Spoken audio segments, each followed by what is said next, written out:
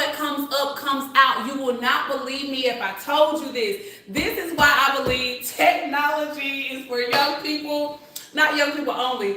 But I have been talking to my phone for the last 15 minutes thinking that y'all that you all heard everything that I said. I even put on my Instagram page that I was going live. People probably think I'm crazy or that I'm a liar. I am neither one of those. So I apologize that it didn't go through. No worries. I'll repeat myself because apparently that's what I need to do. So today, this is Precious coming to you live from What Comes Up Comes Out. And so I just want to make sure you all know that I do realize I have these dishes in my sink. That was not intentional, but I do believe in being authentic and talking to you all. But today I want to talk a little bit about what's been going on for me or with me during the week. The first thing is I want to start off with the scripture. Today my pastor talked about the Israelites and the manna that God prepared and or gave to them. And he came from Joshua 5. He read verse 1 and then he went to verse 10 and 12. And I just want to read verse 10 and 12 of Joshua 5. Now the children of Israel camped in Gilgal and kept the Passover on the 14th day of the month at twilight on the plains of Jericho. And they ate of the produce of the land on the day after the Passover, unleavened bread and parched grain on the very same day. Then the manna ceased on the day after they had eaten the produce of the land, and the children of Israel no longer had manna, but they ate the food of the land of Canaan that year. So what pastor was telling us, and shout out to my pastor, Pastor Jordan Poole at Hope Church in Warner Robins, Georgia. If you ever decide to come visit, come sit with me or let me know and I'll save a seat for you. But what he stressed is some of us have gotten stuck on the manna. And if you don't know the story, that's fine. The Bible is available. They have these free apps. But basically, God had just helped them get out from under Egypt. And Moses helped them walk through, the Red Sea. And for 40 years, God literally had bread in front of their doors. So they didn't have to work or do anything to get it. And they needed this manna so that they could walk through the wilderness.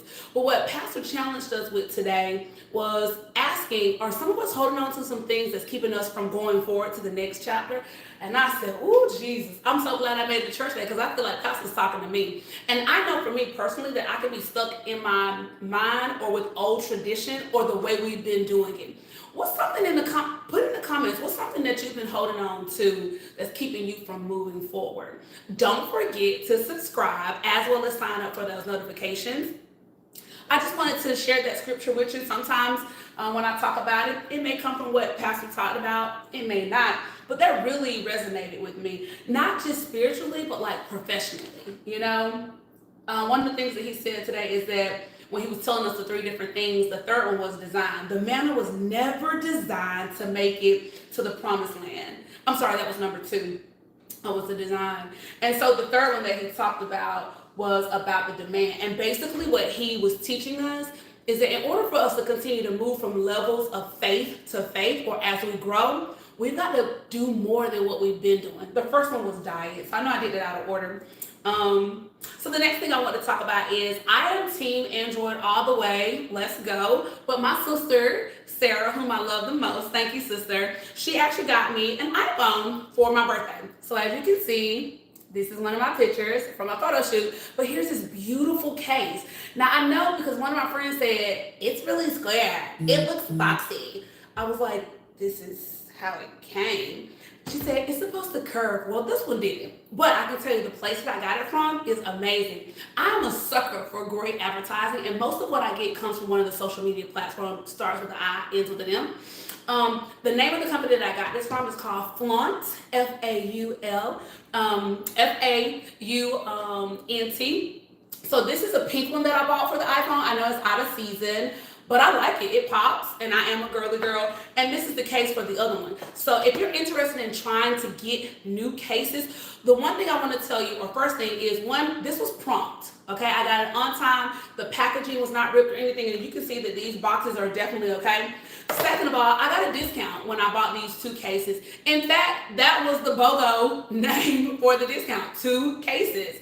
So you should definitely check them out. Flaunt, again, F-A, I'm spelling it wrong. Ooh, I need to take some ginseng so I can get it together. It's Flaunt. All right. Those of you who know Jesus, pray my strength of the Lord because I really thought I was spelling it right. Flaunt. Flaunt. Okay. That is again the name of the company. I have more than two. Like I said, I'm team Android, so I have a couple for my Android also. The next thing I want to talk about is I talk to my mama every single day, and I'm very grateful that I have my mom with me. She is my only living parent, but she often says things or she does things that I find myself doing with my agents. Like I find myself saying, "Say what, honey? Say what, baby?" And I'm like, "Oh my gosh, I'm 40. I don't have any kids, right?"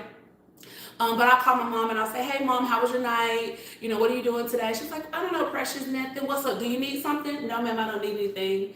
So I just want you all to comment below. Tell me what's something that your parents do or does that you find yourself doing. And we swore we'd never turn it to them. Me, I need you to go slow when you give me instructions because, baby, if I'm not writing it down or doing it, I'm not going to be able to hold on to it. So the last thing that I want to talk about today is, we had the hurricane come through last Thursday, and there are people that are still being devastated by water loss, power outage, and they don't have food. So my pastor today talked about a local organization called Happy Hour Service Center. They're actually going to be flying out to South Carolina, parts of North Carolina, and Southeast Georgia. So if you know someone or you just want to contribute financially, if you want to volunteer, then you can call 478-929-6600. Again, that's 478-929-6600. Pastor reminded us today, and it's something that we should all remember, even though we may be okay physically because nothing happened to us or we weren't without power, but there are people around us that are still suffering. And one of the greatest things that I can say that this history of society or people is when people need help, we do tend to rally together. So be a little bit patient when you're in line, especially at the grocery stores, because there are some places that don't even have food. And make sure you don't take advantage or discount running water. Because for some places, even before the hurricane, they didn't have running water. So that's all I really have for today. You can let me know your thoughts on this live. Again, this is Precious coming to you live with what comes up, comes out.